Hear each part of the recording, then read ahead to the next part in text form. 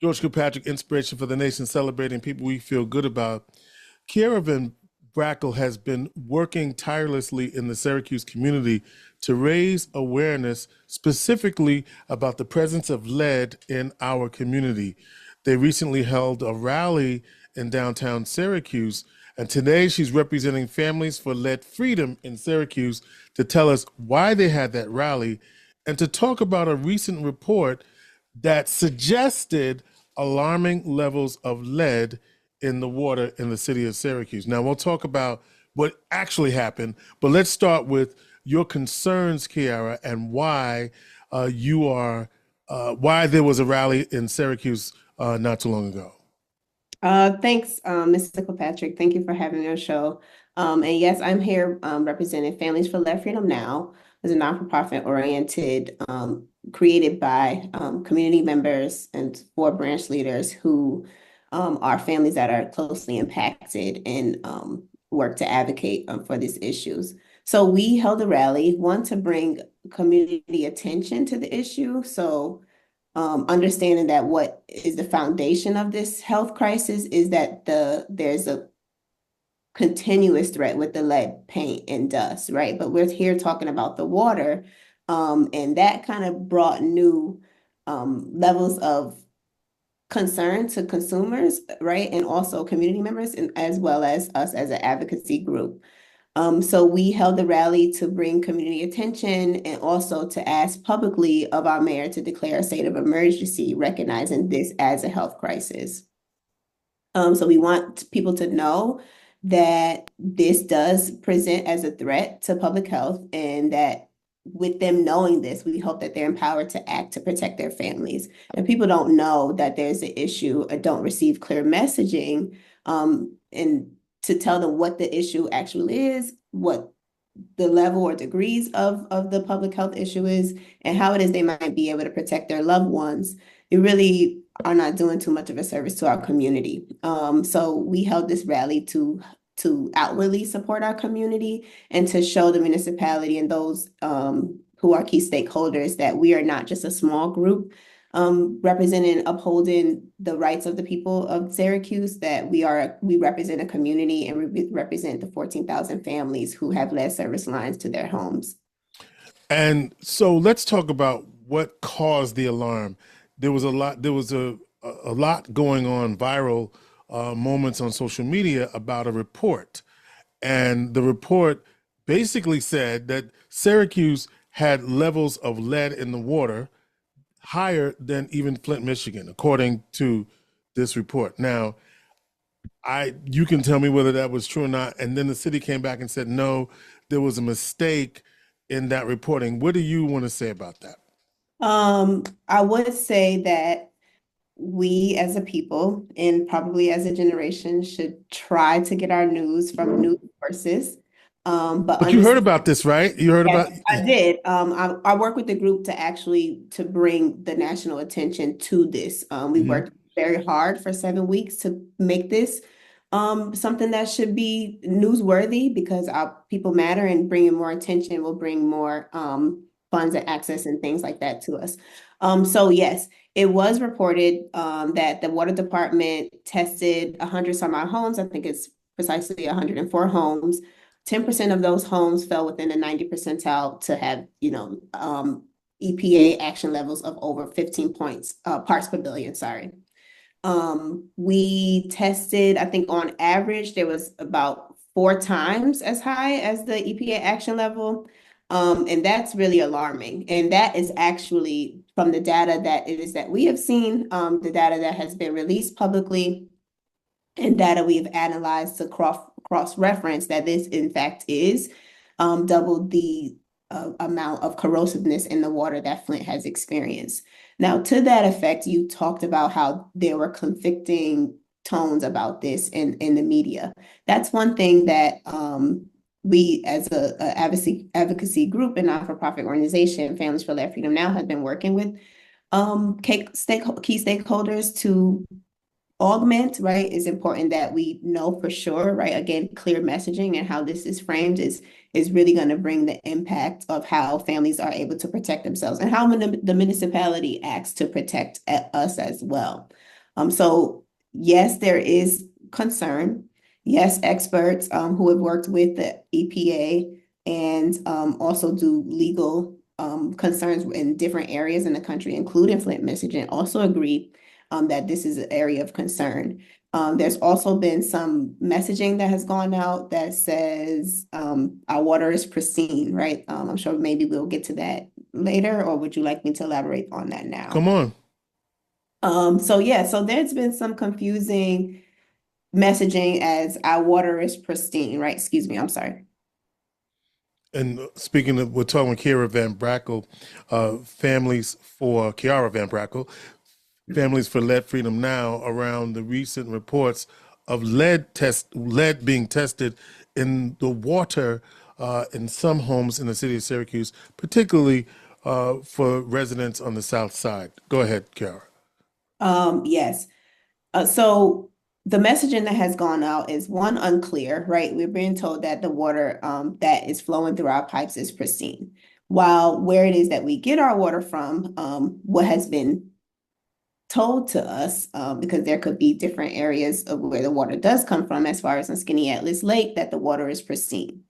That can be true.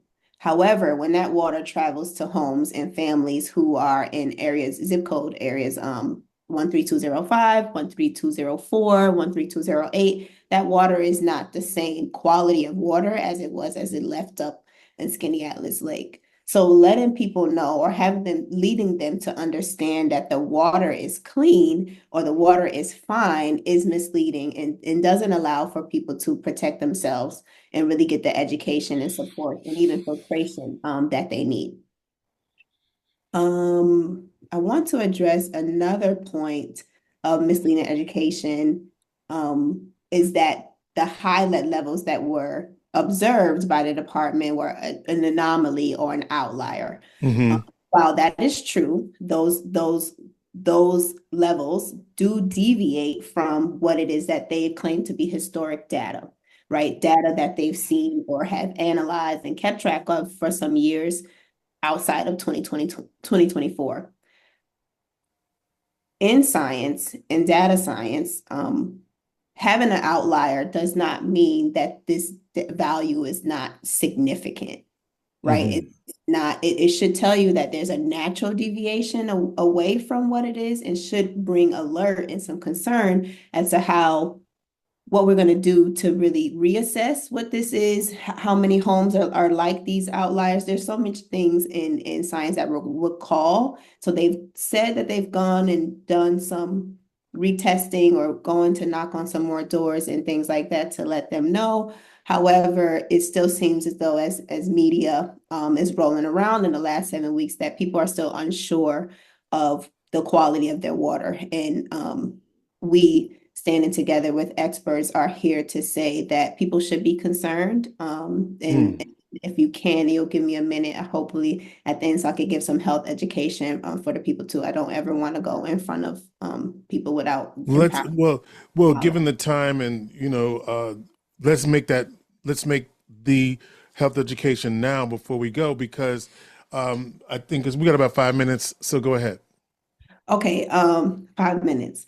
So it's important so we're hearing messages of run your water. That is a precaution that we're asking people to also take, understanding and knowing that this will increase your water bill a little bit. And we do apologize for that, but that right now is a source of keeping your family safe. How long should we run the water?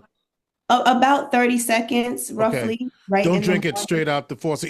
Some people don't do that either. But like if you are going to, please let it run first. Okay. Right. Some people don't do that. And I would recommend that people really don't do that. Don't drink water straight out of the faucet. If you can, access a pure filter. These are filters that when we canvas, sorry, I'm disappearing. Right here, right? Oh, there it is, right? Oh, PUR. Okay. Yes, a pure filter that is NFS certified, 42, 53, and 41. Okay. I can give you some that you can put on a website too as Sure. well. Thank you. Yep. So it'll show that.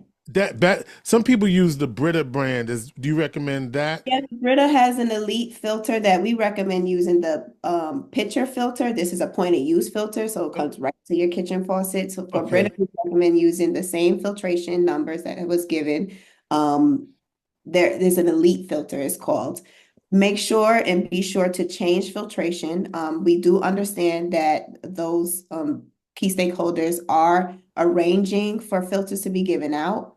That they have ordered about 6,000 filters and have had some to eligible households, right? And that's that Unfortunately, PUR filter you're talking about? I don't know what it is that the But municipality is saying that they're handing out. but that's a brand you recommend. The Yes, PUR. Okay. that's a brand PUR. that is recommended by experts. Okay. Yes. All right. Or the Brita Elite is the two. Okay. Perfect. All right. What else should we do? We should work together as a community that this is an issue that we all face. One, it's not just for children, right? This is an issue while our children are most vulnerable. This is an issue that we should all take stake in, right? This is our community. This is our social mobility of us as a Syracuse constituency, that we should also work to demand more answers from the city's mayor and those players who have policy power, that we want declare a state of emergency. This will allow for money to come in ways that will be helpful in a quicker manner and to get resources to What, the community that we need. Kiara, before you continue, what has the city's response been to your concerns about declaring a state of emergency? Are they just saying, no, we made a mistake, everything is fine? And what you're saying is, no, it's not. Let's make sure for certain. The city's response has been a bit confusing according to those community members that we have spoken to. They're not sure what to do. They're not sure if the water is fine or not.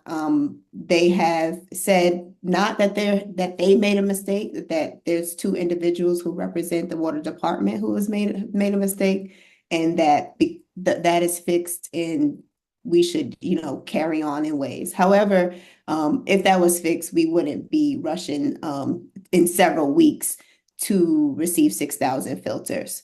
So their response is a bit double kiltered, and no, there's not an issue, but we're going to address this issue. They right now are not comfortable with declaring this as a state of emergency for reasons specifically unidentified, other than they seemingly might have had some barriers understanding how it is they might be able to request these additional funds.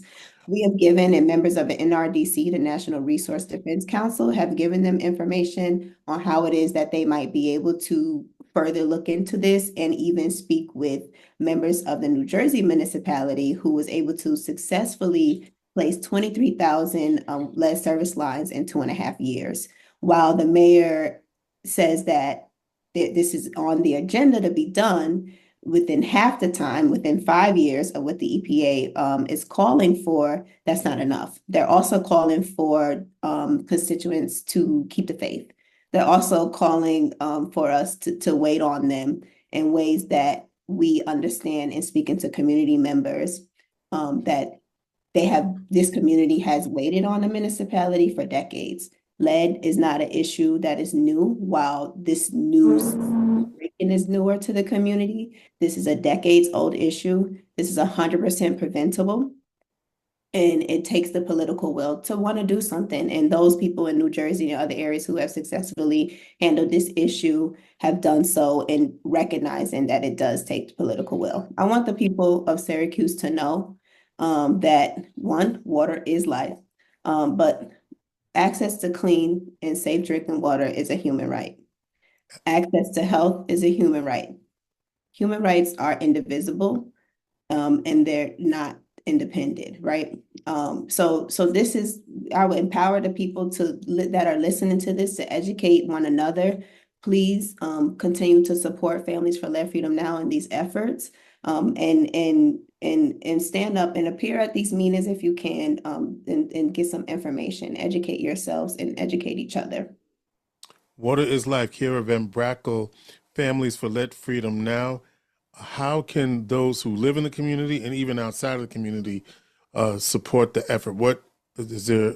How do they do that? Soon we're going to be collaborating with other community organizations to have hopefully some pop-up events where we have come right to you to make Okay. it easier for access, right?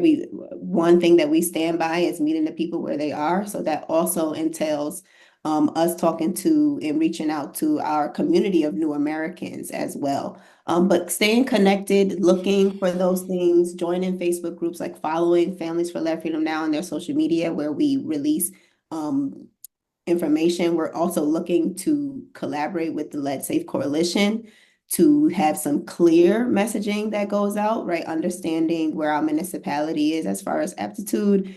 It's important to reach out in ways that is actually reachable and digestible to the community. So just stay netted and stay together, be educated, take measures to support and keep your family safe. Do so by using filtration systems, changing those filtration systems with at least 3 months. Sometimes it's sooner. Be careful of that. They have ways that you can guide how good your filters are, Mm-hmm. and stay tuned.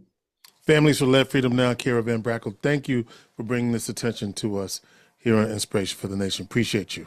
Thank you. Thank you for having me. Inspiration for the Nation.